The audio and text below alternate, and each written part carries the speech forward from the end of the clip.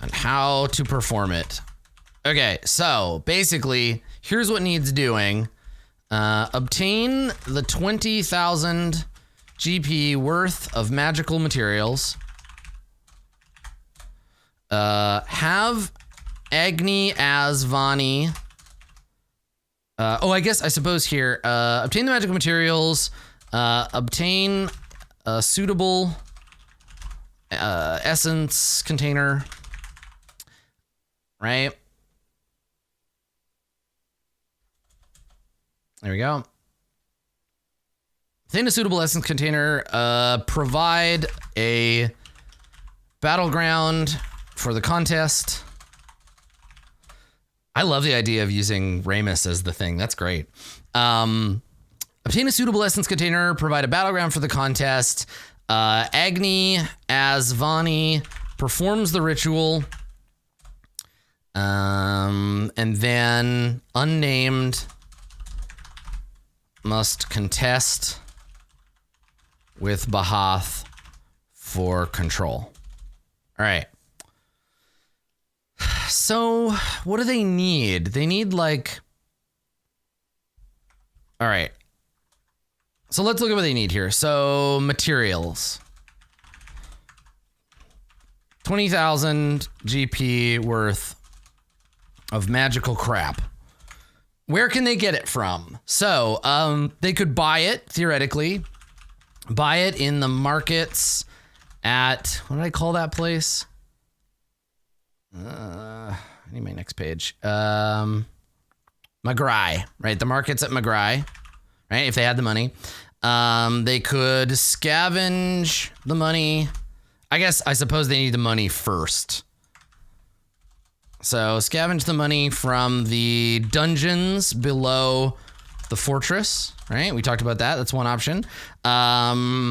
Borrow or get the money from the agent. I gotta name that guy too. He doesn't have a name yet. Borrow or get money from the agent. The Court of Coins.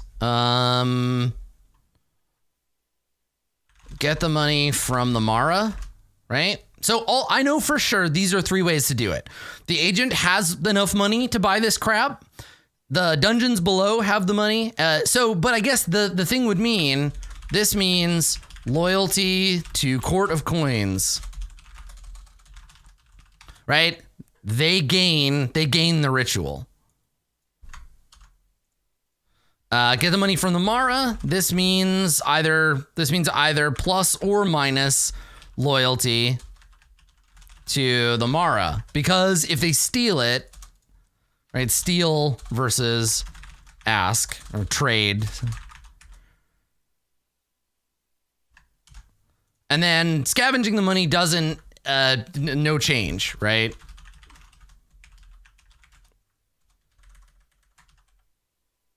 Right, and then they can buy it from Magrai or whatever, right? They also need the container, right? So the vessel for the spirit Bahath. I honestly don't know. There's lots of options.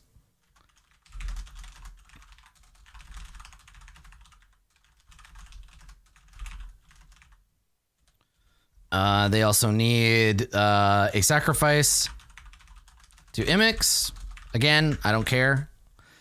And then they need the battleground. Touched by flame and shadow.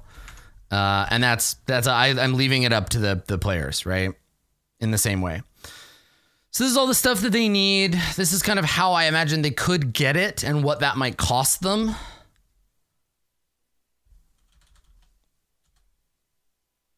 So the money, right? The agent can just give it to them, but he won't unless they give up the secrets of the ignition ritual, right?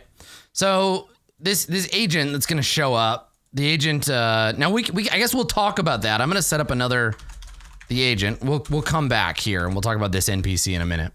Okay, so the agent can just give it to them, but it has to be a trade that benefits the Court of Coins, right?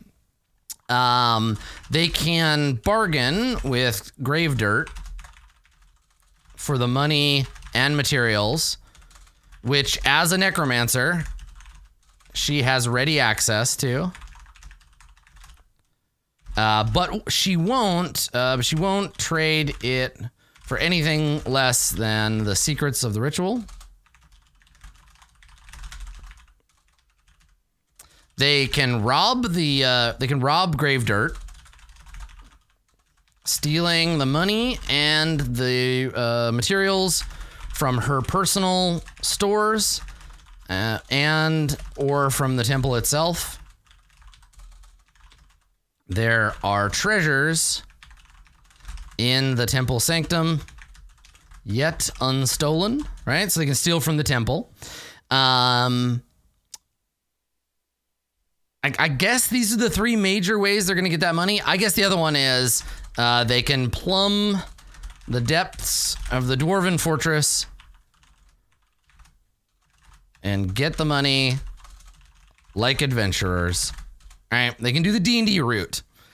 So these are our players' options for getting what they need. I don't really care which. I'm just looking for prep. This is really the only major prep I'm gonna need to do for that. No, they don't. Yeah, they don't have the 20,000 gold just kicking around right now. They have some of it, but not all of it. Yeah. Is the agent an artificer? I think probably. Yeah, I think that's probably where we'll end up.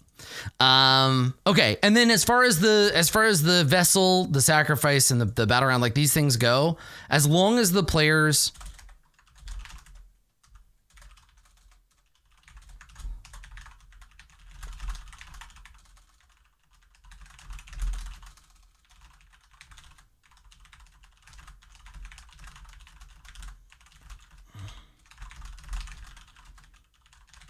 So I'm actually actively not trying to come up with specific stuff. So if they just say, hey, I need this, I'll say, cool, that works. Where can I get that? I don't know. Let's find out. We'll have them make rolls. I'm just going to wing it because I'm leaving it up to the players to decide what they are. So if they say, we need to forge a ghost into a vessel, right? Like I have lots of ideas of how the universe works and how magic works. So whatever they suggest, I'm going to be able to answer questions. So these three MacGuffins, that's on them, and I'm totally comfortable just winging it. I'm gonna let them create it for me. So let's talk about this new character. Let's talk about the agent. So I need a name for this person. And I think probably they'll introduce themselves with a fake name. And it would just be like a really common Court of Swords name. Like they're essentially Mr. Johnson, right? Well, let me. What are the most common Chinese last names?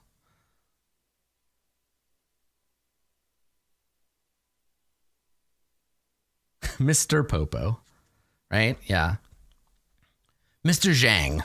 Right? Like I honestly want this to be like if a person who lives in China, lives in Hong Kong, like who speaks Chinese, I want them to hear me say like, oh, my name is Mr. Yang, and for them to be like, his name is Mr. Smith. Like that's the exact thing I'm looking for. And I think Mr. Yang is probably good. Mr. Wu. It's definitely not his real name. No. Yeah. Okay. Yeah. Let's do that. So Agent Yang. Definitely not the real name. Agent Yang. Agent Yang is a member of the Court of Coins Special Projects Division who deal with magical threats, cosmological risks, and other dangers to the sanctity and safety of the people of the Court of Coins. They're basically the NSA to 10 Pillars' CIA agent, right? So Agent Yang is a member of the Court of Coins. He's a special projects division artificer. Yang themselves, I think. Yeah, let's make them non-binary. So let's see. Do I refer to Yang, the agent? But they won't give it up. Okay. All right. Yang has access to considerable resources and is a skilled magician themselves, operating no, themselves. Fuck off, Google. Skilled magician themselves. Okay, stop that. Okay, all right. So I guess their specific goal in coming to the Embers is to support, quote unquote, 10 Pillars of Gold, peace mission. But really, they want to see what kind of lost magical ritual that Pillars has unearthed.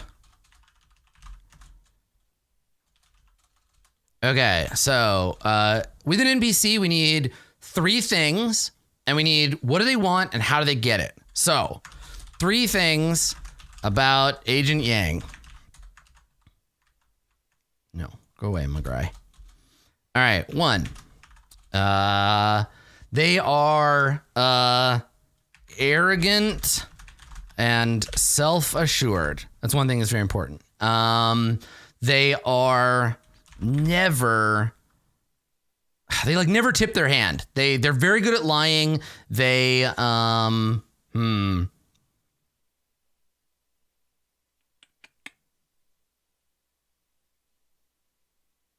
something like that. Like they're like never entirely honest with anyone. Yeah, tight-lipped, right? Keeps everything close to the vest. Never, yeah. And then arrogant, self-assured, never really entirely honest with anyone. And what else is important about Agent Yang? So they're a government official. They're personally really ambitious. They care deeply about their country, but only in so much as it serves them. I guess let's give them a flaw. Let's say they're personally inexhaustible.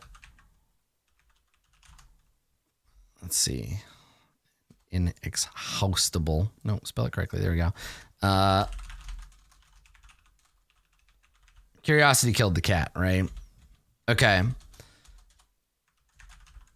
Agent Yang wants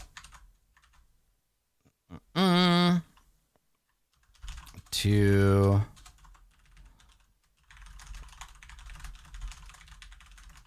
just to learn the secrets of the ignition ritual and bring it back to the Court of Coins. Okay.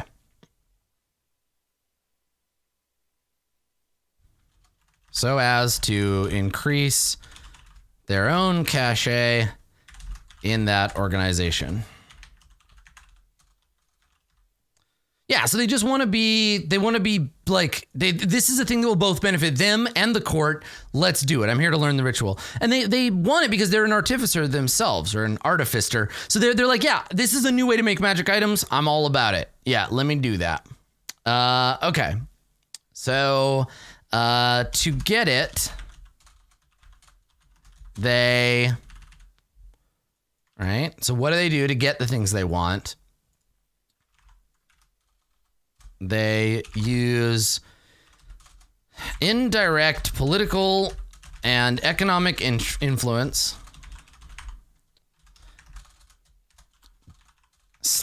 state-sponsored deep pockets, and lots of secret friends and allies, right?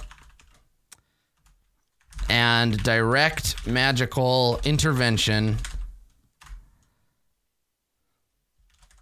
They're a powerful artificer in their own right. Okay. Yeah, they're kind of like a Men in Black. Like, yeah. They don't outrank 10 Pillars. 10 Pillars is a magistrate and like a high-ranking Court of Swords or Court of Coins CIA agent. And then this person is like a different bureau, but they're semi-aligned, right? Yeah. Okay. So that's what they do. Okay.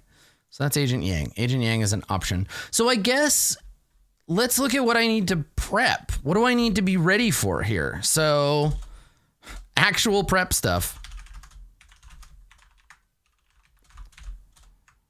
I mean, so much of what I do is winging it, but this is just kind of how we got to do it. So what do I need? I need NPC stats for Agent Yang. I need a map of a level of dungeon. And God knows I'm going to prep this whole map and they're not going to do it. But I have to prep it because D&D demands it. If they decide to go into the dungeon and get money that way, sure. A map of a level of dungeon under the fortress. I need a battle between Bahath and Unnamed, which I'm already prepped for. I got that ready. Yeah, exactly. If I don't use the dungeon, I'll just make it like a generic sort of fire dungeon, and we can play it later. Yeah. Okay. Map of the battle between Bahath and Unnamed. I think that's all I really need. Like, I guess a map of anywhere in the monastery the PCs might end up fighting, right? Which I grabbed a bunch of those, so that's fine. Okay, all right, so Ignition of the Flesh, we got that sorted out, the agent. Let's talk about side quests, right?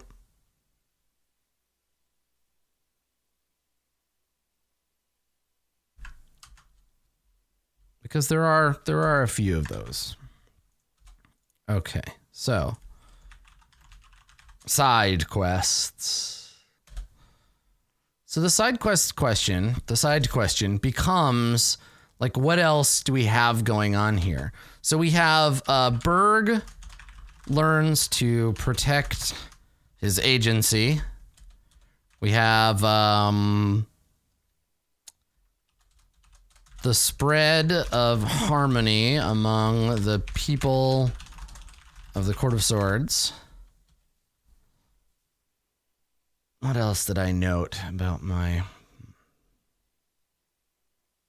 side quests here? Right, the emancipation of all orcs everywhere. All right, learning about items in history. That's right.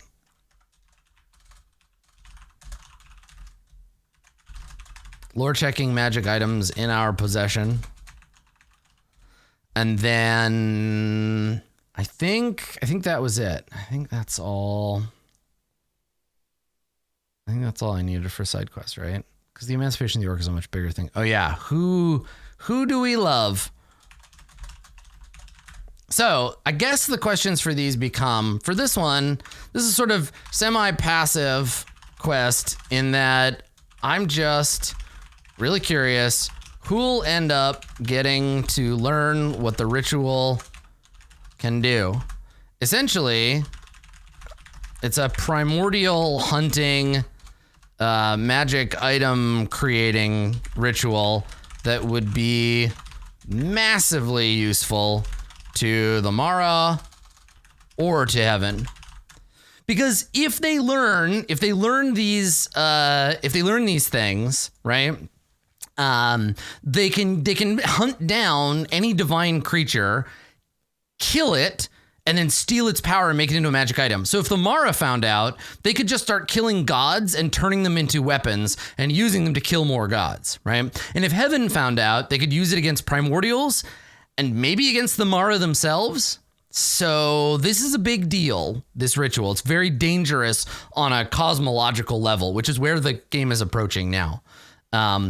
Maybe they can keep it to themselves. Ramus can't use it, but they could. So I guess the options are let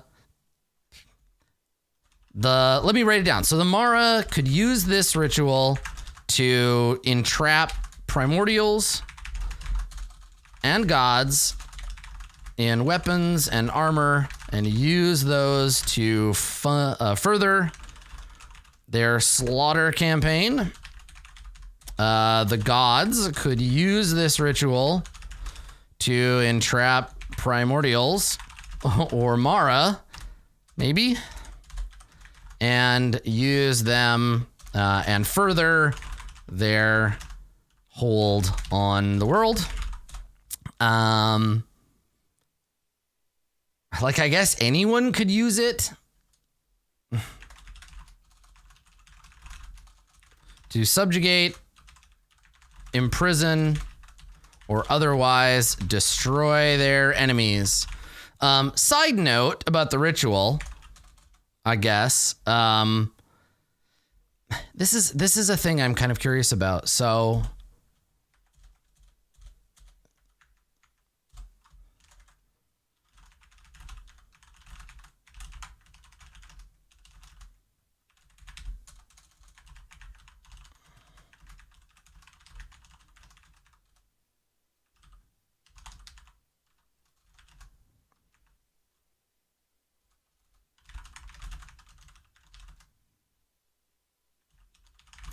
this is the thing, is like, is Berg, I guess this is a stakes question, right? Is Berg going to care about this? How is Berg going to feel? Because this is an enslavement ritual. This is like taking a soul and enslaving it. Yeah. So if Berg realizes this beforehand, I guess let's start one more section here, because this is important. This is the bit, right? Stakes questions. What do I want to find out? So, will Berg realize the ritual, the ignition ritual, is one of subjugation and enslavement? Will Berg, upon realizing that, do anything about it? Bahath was enslaved anyway, right? Well, why not just break the sword and free Bahath? Because Bahath will come back if you do that, right? If they ritually destroy the sword, Bahath will be freed and be allowed to become, like, again, he'll come back. He'll come back to the world, right? So, yeah. And I guess also in this case, like, who, if anyone, will tell Berg about that if he himself doesn't realize? Okay, so who ends up with the ritual is a big deal for sort of future stuff, and we'll figure that out as we go. So what else? We got Berg learns to protect his agency. So this quest, this is Berg, sick of being captured, enslaved, possessed, ridden like a cheap horse, abused and robbed of agency, is finally sick of it all and ready to learn to protect himself, right? So this is Berg saying, like, no more. I am tired of it. I'm tired of being told what to do. I'm tired of being pushed around. So Vani teaches a magical, I guess a semi-magical process of meditation and inner calm. Berg's own rage should be explored, analyzed during this quest. This arc is about who Berg is, what makes him angry, what makes him rage, and how heaven figures into the whole thing. right? So this is about recognizing like who is Berg, what is Berg's deal. It's not so much about giving him a magic item to protect him from his agency, right? This is about, and I could see Vani being like, it's a magical tap shoes situation, right? Where she's like, what you need is you need faith in your own stuff, right? Like you need to be recognizing that like control is, yeah, there's no place like home. No, the other magical tap shoes. You know that story where like there's a kid and they're learning to tap dance, magical ballet shoes, magical whatever, but they're learning to do ballet and they suck. And so somebody gives them a magic shoes and they're like, this will make you the best dancer in the world. They go out and they dance around and they're like, I'm the best. Hooray, I did it because of my magic shoes. And then they go to do like a big performance and then somebody has stolen their magic shoes and they go out on stage and they realize the shoes were never magical at all and it was all within them. It just gave them the confidence they needed to win. Like it's that story, right? So it's like Berg's journey of self-awareness and the idea of being in control of his own destiny, right? This overlaps thematically with the ideas of destiny and choice and of free will and what it means to people who do not have it, right? Yeah. Okay, so This is a side quest wherein we learn some things about the world because of this. So, okay. So the spread of harmony among the people of the Court of Swords, this is a very big, very overlapping, like long-term goal of Ramus Krill, in which the cult of harmony is spread from Ramus and Somchai to the rest of the court. So like starting grassroots, gaining followers this way, opposed by Heaven and the Mara alike, neutral for now to the Primordials.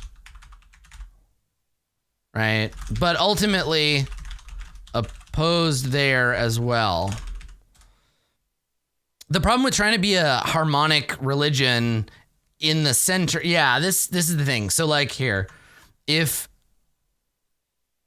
we already have, right, we already have the Mara, and we have Heaven, and we have Primordials, right?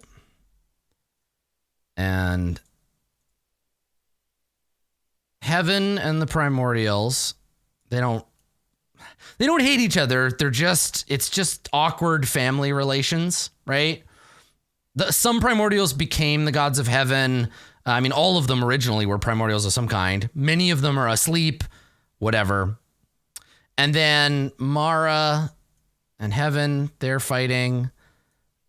And then ultimately there's this kind of like, again, this relationship and this relationship are not particularly like, you know, they're not super aggressive, right? We could rank these in terms of violence.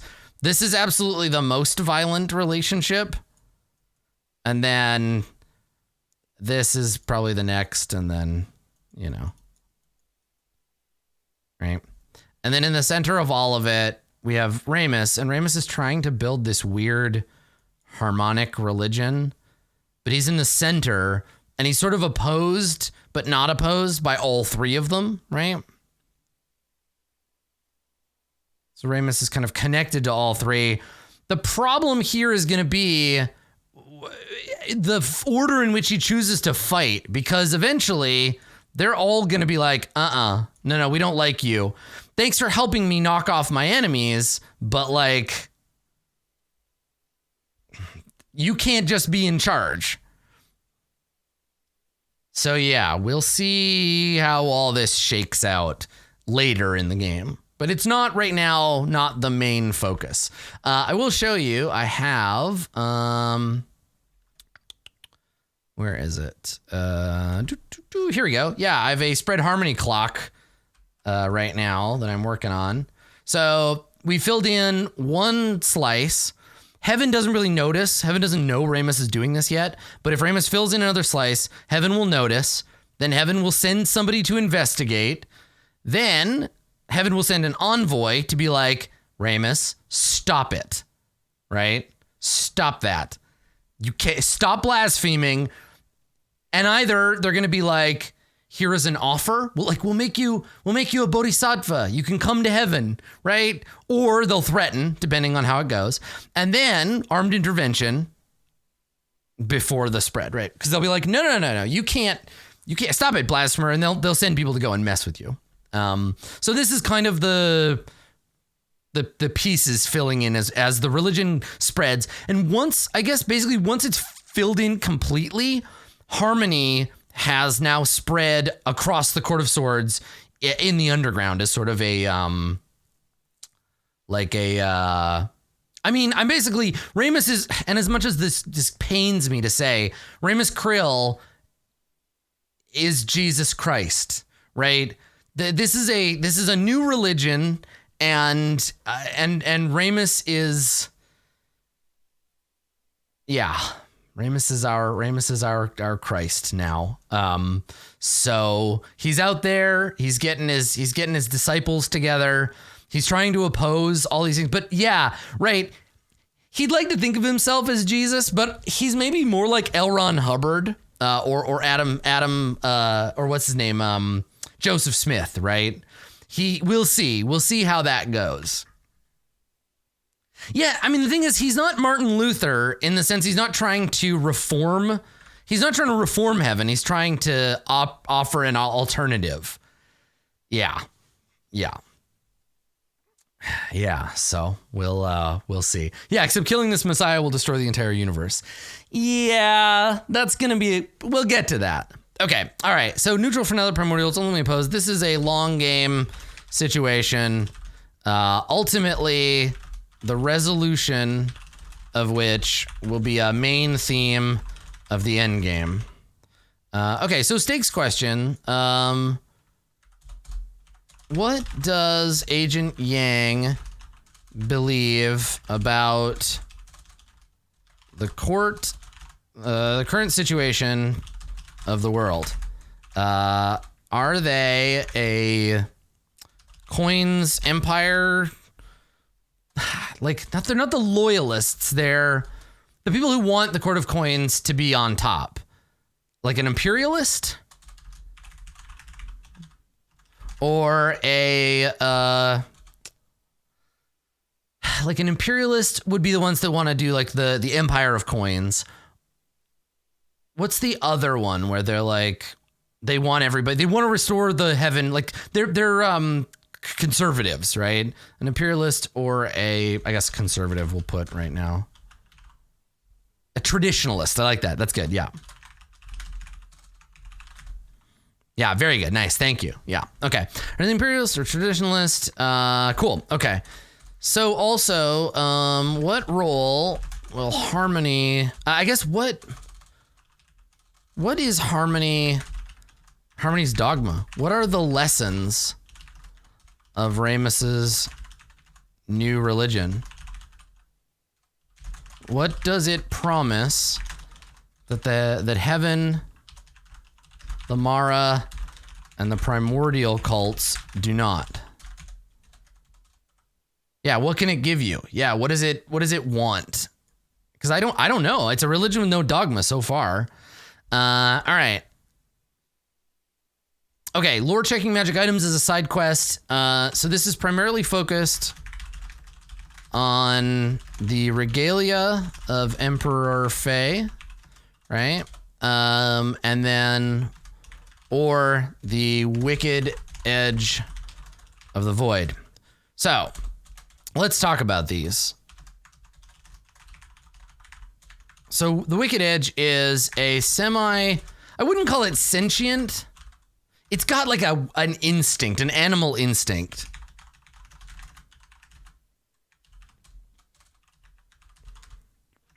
possessed of a feral instinct and a desire to see the will of the great green worm done. Which is to say, ultimately, oh, this is so mean, right? Ultimately, it intends to fail its wielder at the moment of truth. Since it, fuck, it's so good. Since it can, since it was forged to protect Ramus, but the worm needs Ramus to die. So there's going to be a moment where the axe fails Maharib, right? Or turns on him. Because it's like, no, now I am too heavy to wield. Now I fall from your grip, so we allow Ramus to die, right? I don't think it shatters. I think it just becomes inert, right? Where it's like it needs to protect Ramus until such time that it appears Ramus is about to die, and then it's like takes hands off, right? The Wicked Edge, crafted of void material, forgotten memories of weapons, death and murder, and empowered by a sliver of the will of the great green worm itself.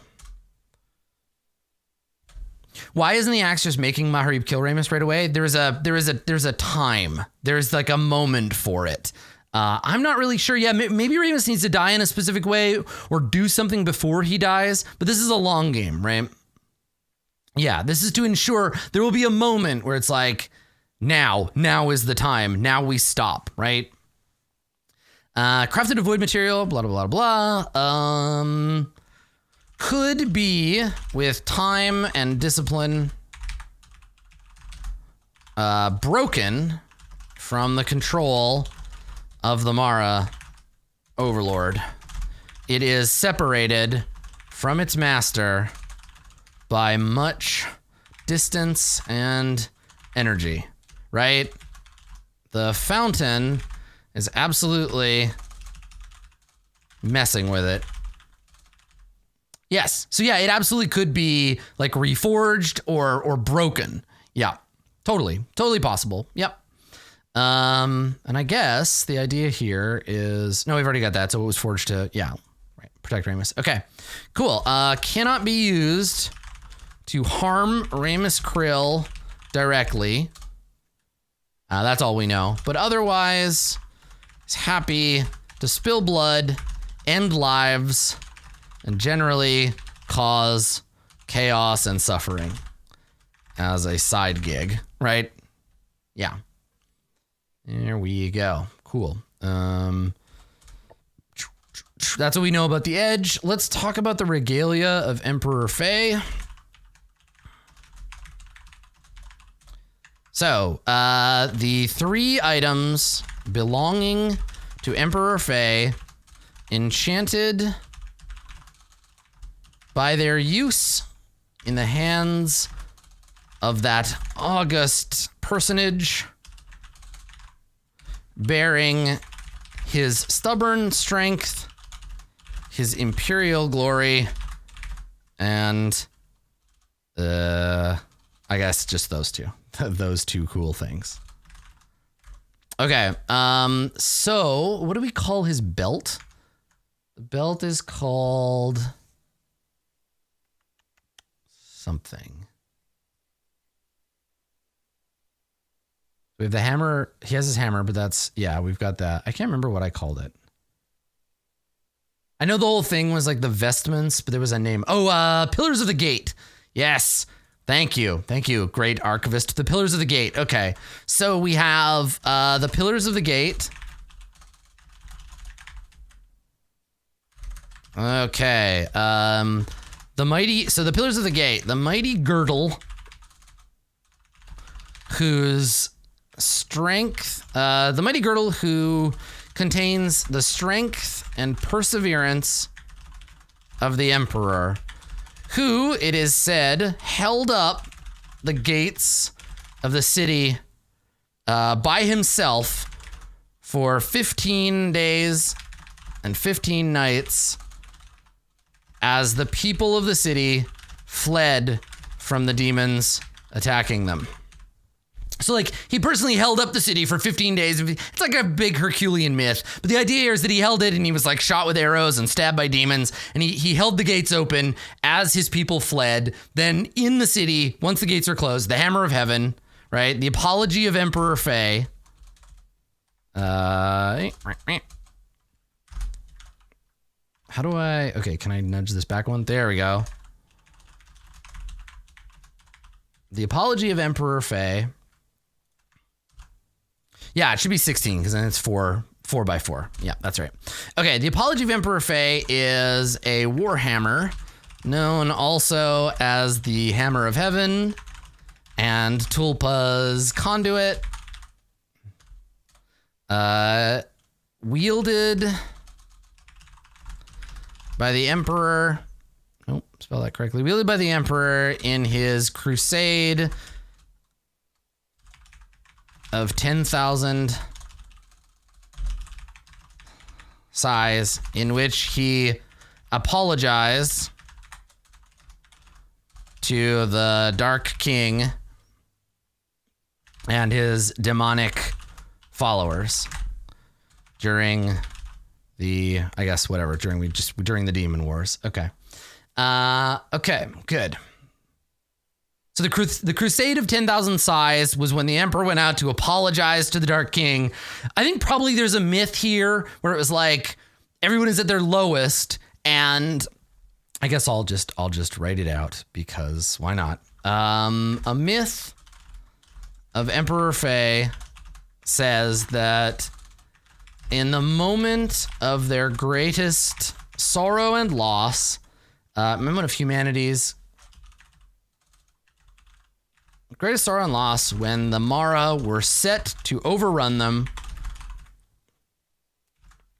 the Dark King proposed to Emperor Fei that if he were to apologize and swear fealty, the people of the world would be spared. Fei took up his hammer and said, "This is the only apology he will get."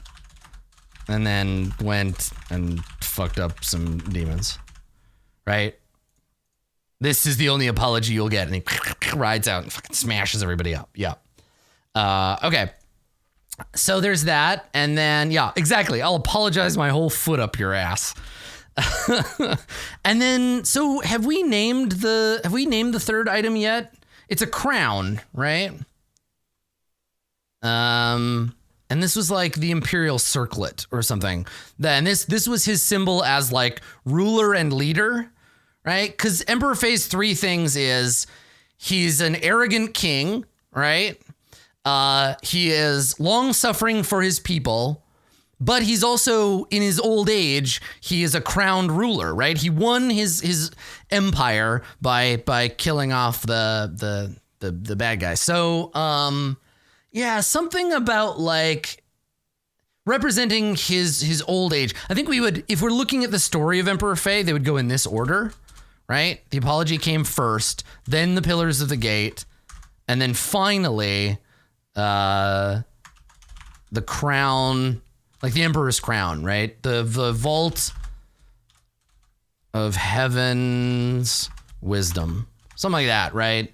And he sounds a bit like Gilgamesh. Exactly. So the Vault of Heaven's Wisdom representing the end of, I guess representing the period of peace following the war and leading up to the unification of the courts, during which Fei stepped down as emperor and was ascended into heaven as a divine saint. Right? Yeah. Okay. So some kind of like, thing, Vault of Heaven's Wisdom, and it represents that. We don't know anything about it yet. and is lost, right? So I guess this is the other thing we want to do. 3 items that belong to Emperor Faye, considered by historians to be either legendary and mythological, or at the very least, lost to time, right? So anyone who sees them, if Agent Yang sees them, they will assume, 1, they're fake, or 2, try to get them back, / become very interested in them. They're basically like the spear of Longinus, a shard of the True Cross, that bow from the Bhagavad Gita. Like the idea here is they're legendary objects in the Court of Coins. So seeing somebody with 2 of the 3 of them is a huge fucking deal. So yeah, they would respond with like, that can't be real. That has to be fake. But then when they realize they're real, be like, what the shit? You have to, those are mine. We need to take those back to the court. Get your filthy hands off of them, right? Or if they swing it, it'll be like, oh my God, you are the chosen one, right? So reuniting the set, I guess we'll leave the 3 at the bottom. So reuniting the set will be, I guess, reuniting the set will... Yeah, there's absolutely a set bonus. Reuniting the set will cause all kinds of chaos, as among the Court of Coins, Faye and his myth is already leveraged as a political cry for a new empire, right? So if they show up and they would absolutely be like, look, the Regalia has been returned to us. It is time for a new empire, right? Like clearly this is a big deal. It's a sign. Yeah, that it's a political cry for a new empire. If this shows up, yeah. And there are already prophecies and promises in place to reinforce this, right? Again, ironically, setting Berg up as the helpless chosen one, in that like he's Berg Muad'Dib, right? Where it's like, well, here we go. Like either, yeah, they'll have to leverage it. Either he's the wrong person to have it, or they'll set Berg up to be like, this is our new emperor, and old Berg will be like, I don't want it. And they'll be like, but you must. We don't know what the crown does yet. I haven't decided. Berg could go full Killmonger. That's what I'm hoping. You know, that's what I'm hoping. That he's like, yeah, I'm back. I'm back to apologize. Blam! Right? This idea of Berg returning and being like, look, I wear the regalia of your glorious king, but I'm here to knock down your shit. Right? That could be the other thing. Yeah. So, you know, again, the Regalia ties really closely into Berg learning to protect his agency. The idea of Berg being his own man, making his own choices, that to me is sort of the ultimate goal for Berg, right? And again, remember that a big theme, like choice and free will, have always been a huge theme of this game, of this universe. And I ultimately think for Berg to get what he wants, to become his own person, he will need to reject, like Ramus, for example. Yeah. So I guess we'll see. We'll see where all that goes. But these are things that they can learn, and kind of what these things mean to the world as I've envisioned it. Yeah. Cool. All right. So I guess another stakes question. What will the Court of Coins, particularly the Imperialists, think when they learn the Regalia is 2/3 recovered, and how will they attempt to get them back / manipulate Berg or use Berg when, yeah, cool. Okay. Good. Yeah. I mean, I wrote Max's inability to write goals into the game. I mean, that is part of it, right? Where it's like, I don't know what I want. Guess what? Other people do. They know what you want and they'll tell you. Yeah, right? It's fun. So, okay. So there's that. We got the little stakes questions here. So let me look and see. Let me look and see what I need to do here. So I've got, do you want to see the battle? Do you want me to talk about the battle for control over unnamed soul? We probably won't get there, but I'll show it to you. So I might change the map depending on the battleground. But basically, I just wanted a big, huge set piece dragon fight. So I'm basically just gonna say, okay, so here's Bahath and here's unnamed. It's a metaphor fight. So this dragon, one of these dragons, is unnamed in shadow dragon form.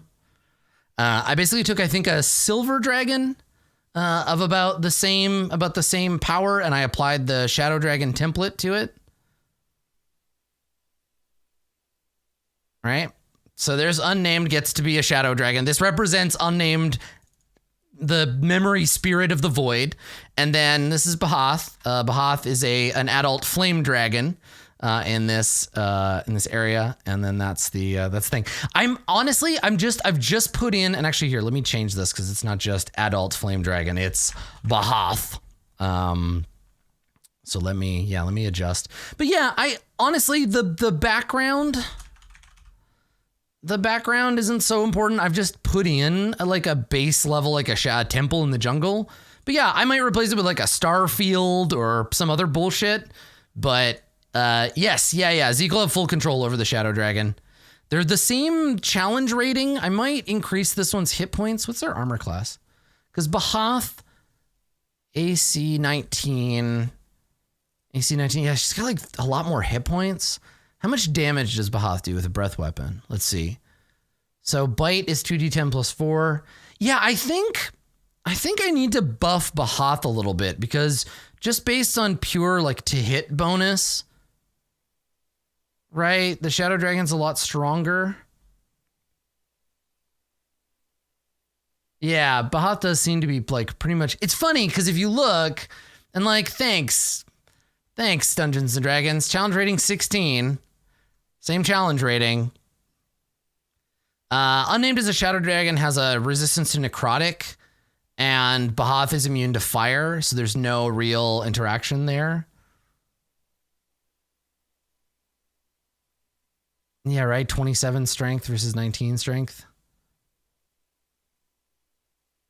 Yeah, I want it to be as even a fight as possible.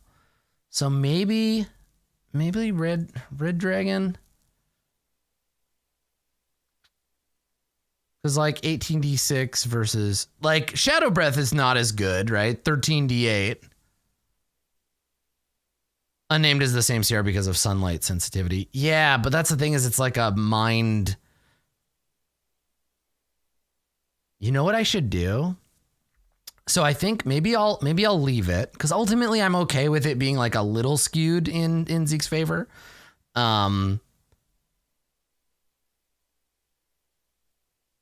Yeah, they'll take more breath weapon damage, right? Because they're gonna roll. Their dex save is +5.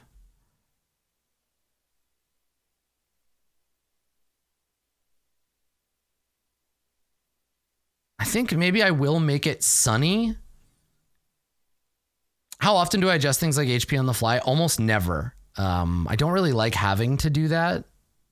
It just feels like cheating to me. So I really try not to.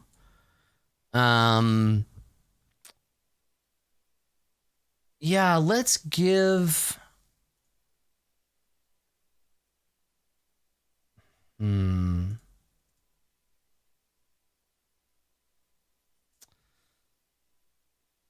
Yeah, I think that there would be sunlight, but maybe Unnamed can stop it with an action. Yeah, I'm going to give Bahatha some more hit points just to kind of help that out a little bit.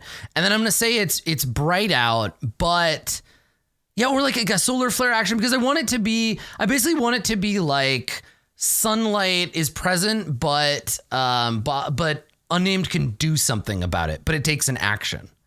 Yeah. No, let's do that. I think that's good. I'm going to just bump some of these stats up.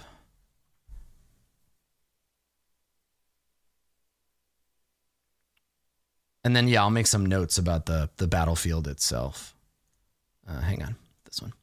Okay, so let's go, let's say 224 instead.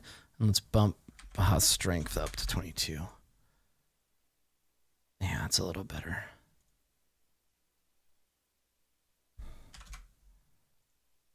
Still not quite as good, but gives us a 50-50 chance on the hit bonus there.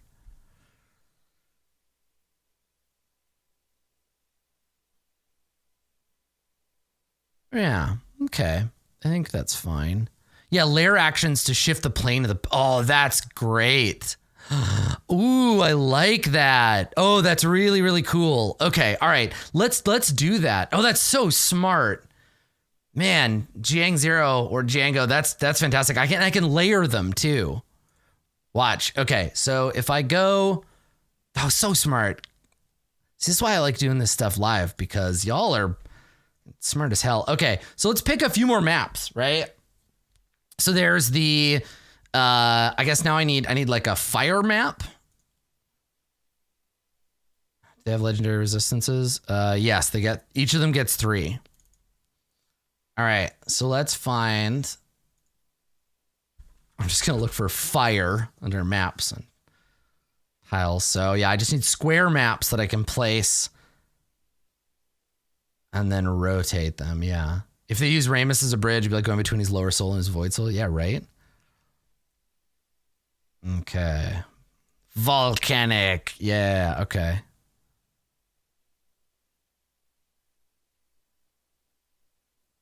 Put that thing down. Come on. Okay, so I got my volcano one. We want to do like a shadow or like a void map too. Here we go. And then I'll write down, so the jungle is like the neutral version of the map. Then we have our volcano map. Okay. So I can just go boop and to push that around. Okay, great. And then, yeah, I need like a star map. So I'm gonna just look for space.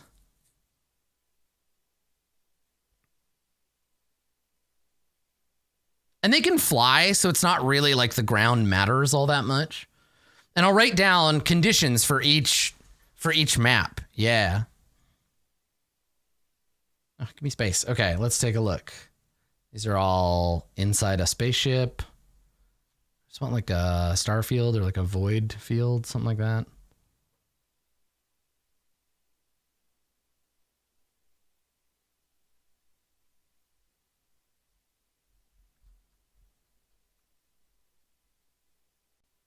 You make the map rotation as a multi-sided token. I could, yeah. But then it would be on the token layer. This is all fucking spaceship shit. Let's look up. Let's just look up like a shadow. Basically what I'm looking for is a, oh, here, the cover of Shadowrun for the Super Nintendo. You will fight on top of this Shiawase Incorporated logo. Swamp. Planet. And some tree. Oh, these are all like literal shadows. I want the Shadowfell is what I want. I need like... I wonder if I can go Shadowfell. These are literally in here, that the Shadowrun stuff, that's literally in there because of what's this called? Mirror Shades.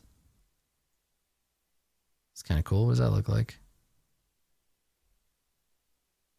Oh yeah, there we go. And then I can probably find like a green sun maybe. So let's look at this one. This one looks like it has like a chunk of land, whereas the other one doesn't. Oh, that's so weird and cool. I think I'm going to use the one with no land chunks, though.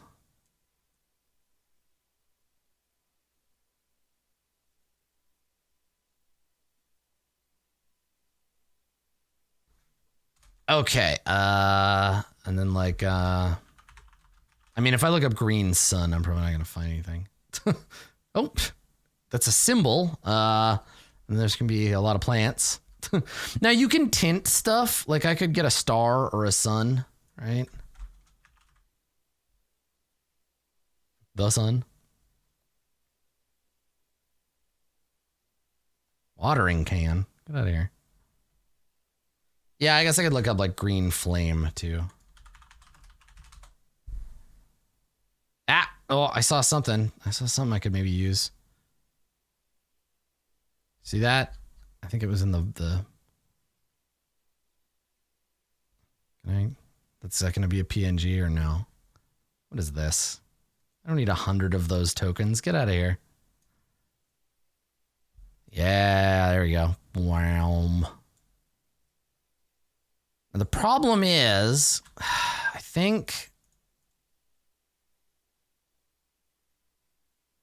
I don't think I can make this one thing, right? Because if I go, oh no, okay, all right. See, the sun still sticks on there. I want to make it one map object, but I think I probably have to link them. I know you can link tokens. It's not a huge deal if I have to move the sun in. Oh, look at this cool guy. I'm going to, just in case. Actually, no, I'm okay, I think. I go to back, to back. Ah, but then this needs to get shoved again. I'll put the sun on the GM layer so that I can use it. Yeah, I'll do that. There we go. Now it's not interfering. Okay.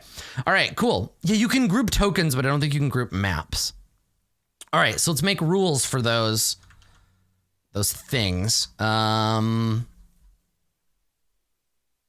Okay, special rules. Here we go. So, special rules. The battle for unnamed soul. All right. As an action, or like a layer. So the thing is, basically, there's going to be three types of battlefield. The battlefield itself is protean and shifting, moving between shadow and flame. There are 3 states in which the battlefield can exist: shadow, flame, and harmony. Okay, so yeah, I don't think it's a layer action. I think it's like, so let's see. In each state, there is a static effect, a light quality, and an action. Yeah, light quality, a static effect, a light quality, or a passive effect. Let's do that. And an active effect that occurs on a set initiative track, right? Okay, all right. As an action, participants may alter the state of the battlefield, moving it one step in either direction. Yeah, something like that. Okay. I don't want this to be too complicated. I just want it to like fuck with the action economy a little bit. Moving a step in either direction. Okay. Harmony. No special effects. Light is bright. Because I want it to cost you to change it, right?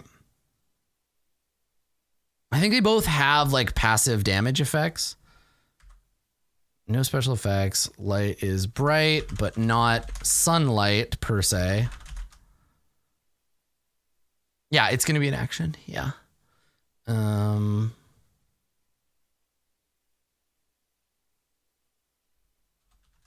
On 20.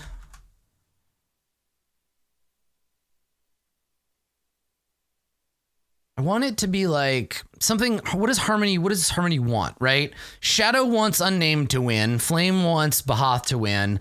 And Harmony. What do you think Harmony does?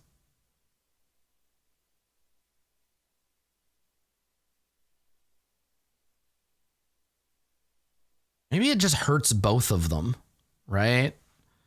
On 20. What's like a average saving? Let's see, what are the saving throws for both of them? DC 20 con save. Bahath's is DC 18 wisdom save. Oh yeah, and he causes rampage. That's right. Rampaging creature must attack the nearest living creature or smash some object if no creature. Right, because it can suck up your actions. You rampage for a minute. Okay. So I think it just like equalizes their health. Because I don't want it to make the fight last longer, right?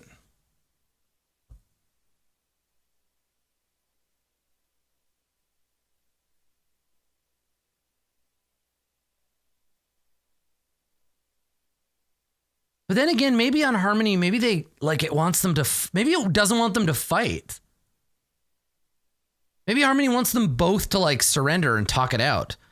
So like, yeah, maybe it does that. On 20.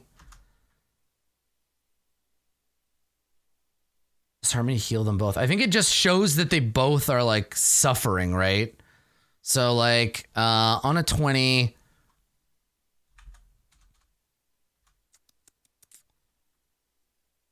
Both participants gain the effects of a sanctuary spell with a DC of 20.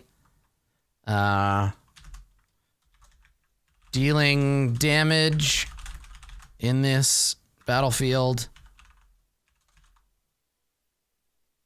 I think that's otherwise normal. Effects of the sanctuary spell at the DC. So you have to make a wisdom save to attack somebody else during Harmony phase.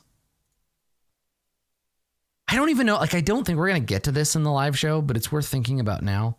Yeah, I think that's fine. Okay. So Flame. Yeah, see, the thing is, it's going to like, it kind of drags you out because no, but then you can't do anything. And instead you have to, yeah, maybe I think it fucks with the hit points instead. On 20 on the initiative count. The player with the least HP gains some neutralizing the advantage. Like nobody has advantage. Like, because I want Harmony to be like, stop fighting, right?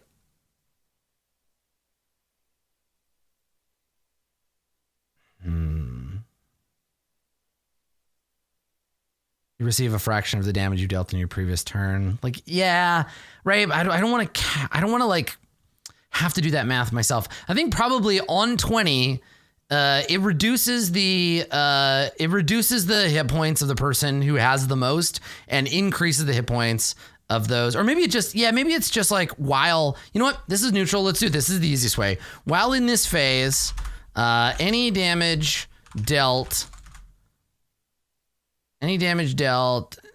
is also dealt to the sword. Nah, but the problem is if you're dealing necrotic damage, you're also resistant to it, right? So it's like, I guess how about this? While in this phase, dealing damage of any kind also deals that same amount of damage to you as force. Something like that. So, because nobody is equal to it, right? So yeah, if you deal damage in Harmony, you also take damage. Yeah. And yes, the resistance is stuff, but Bahath, Unnamed isn't going to deal necrotic, or Bahath isn't going to deal necrotic damage, and Unnamed isn't going to deal fire damage. So yeah, I think that's probably how it works. And yeah, it probably makes more sense for it to be psychic damage. Okay.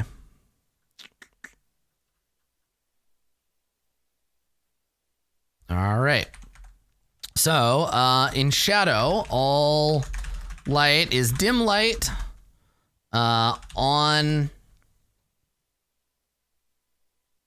Yeah, exactly. If fire is reflected directly, I think it should just be psychic damage. Yeah. Full damage back on you is pretty hefty. Yeah, it's to teach you, like, don't do it. All light is dim light on 20 on the initiative tracker. Both combatants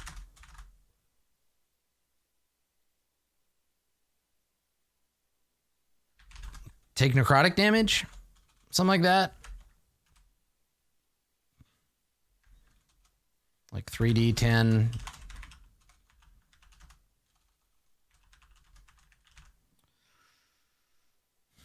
Yeah, let me see, because there's some other shit. Like you can also, Unnamed also gets like a hide ability.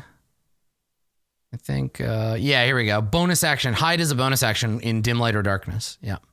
Also, while in dim light, the dragon has resistance to damage that isn't force, psychic, or radiant. And I think maybe what we need to do here is maybe that's too strong. Maybe the damage and all that other shit is a lot.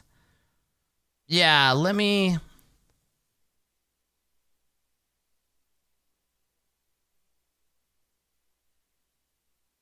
I think we should do here. We should do this. Alter the state of the battlefield. Yeah, and I think all we do is just make it all light is dim light. Right? Because that triggers all the bonus stuff. Yeah, that's fine. And then flame, I think flame automatically deals damage. So lighting, sunlight, and on a 20 on the initiative tracker, all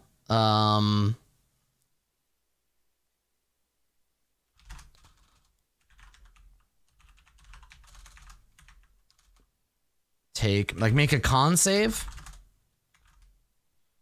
a DC20 con save, or take 3d10 plus 6 fire damage, something like that. And then we got to look at, since there's only 2 of them, moving stuff around. Yeah, no, Unnamed doesn't have any spells. No, totally not. Not in dragon form, because it's a metaphor. So, in Shadow, so on your turn, let's say it starts Harmony. On your turn, you shift to Shadow. All light is dim light.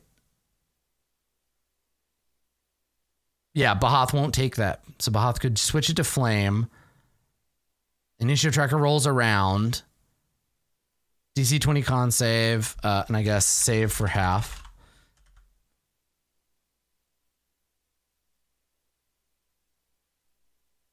Some chance to fail the shift to prevent infinite shifting. Yeah, that's probably it. Okay, by making a DC 18 wisdom check. Something like that. Or is that even going to be possible? Yeah, charisma, actually. Yep, charisma makes more sense. So can Bahath make this? Oh, +5. Yep. Yeah. Okay, so it's +5 and +5. Okay, they're even on that one. Good, okay. All right.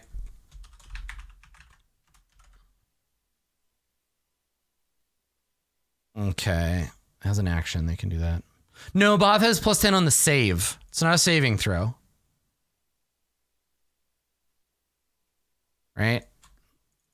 It's just purely a charisma roll, +5 right there. It's a check. They can't use legendary resistance. Exactly. Because they're not saving anything. They're just shifting it. We could also just make it shift automatically. Like it rotates through at 20. That's the other way we could do it. Like at 20, it takes its effect and then shifts. Like it lasts for a full turn, and then at 20, it shifts again. And we could also do it randomly, like it shifts to a random one.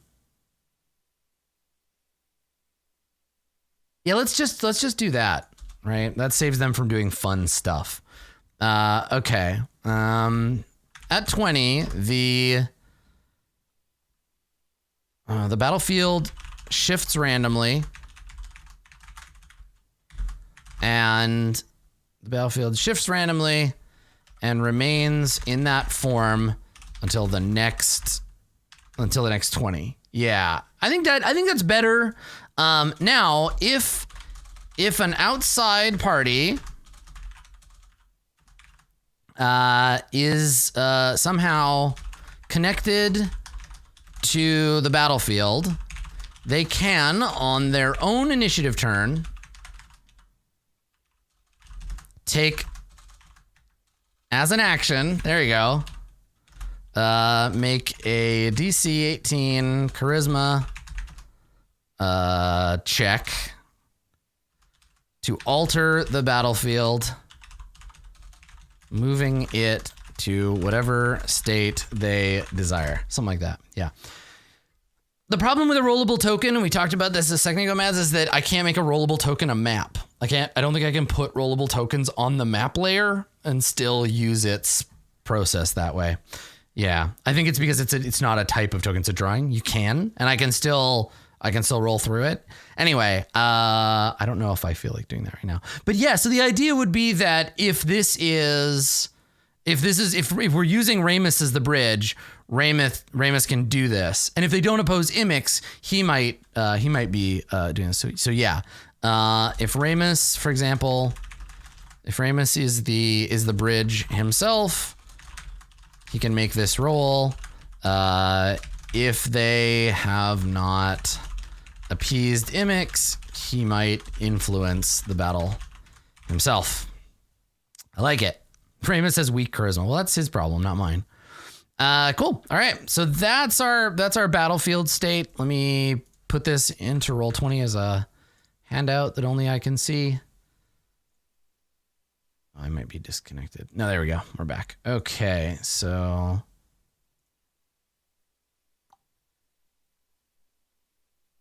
go handout. And this is battle for unnamed soul. Bam. Okay. All right. Now, do we want, I guess this is a good question. Do we want, when it rotates randomly, is there a table or?